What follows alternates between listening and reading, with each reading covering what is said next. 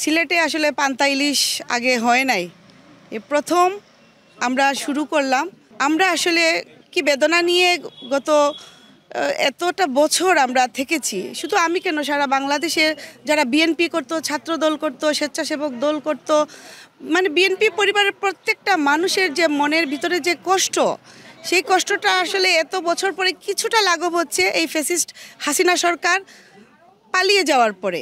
সিলেট জেলা এবং মহিলা দলসহ অঙ্গ সহযোগী সংগঠন, বিশেষ করে যুবদল, স্বেচ্ছাসেবক দল, ছাত্রদল নেতৃবৃন্দকে নিয়ে র্যালি হবে দুপুর 2 ঘটিকার সময়।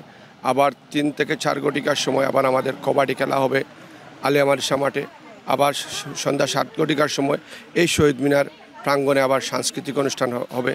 আজকের পুরো দিনটি এই বৈশাখের উদযাপন করবে সিলেটের মানুষ। এখন আমরা নিঃশ্বাসটা নিতে পারছি, আমাদের এখন আর সেই আগের ভয়টা নেই যে আমরা হয়তো এখন পুলিশ এসে আমাদেরকে ধরে নিয়ে যায়, আমাদের বাচ্চা কাচ্চাদেরকে ধরে নিয়ে যায়, তাদের কোনো মানে আইনের কোনো শাসন ছিল না।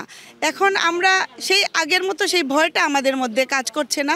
1.5 দশক পরে আজকে আমরা মুক্ত বাতাসে নিঃশঙ্ক চিত্তে খুশি মনে বাংলাদেশ সহ এই পবিত্র নগরীর সকল স্তরের মানুষকে শুভ নববর্ষ জানাচ্ছি।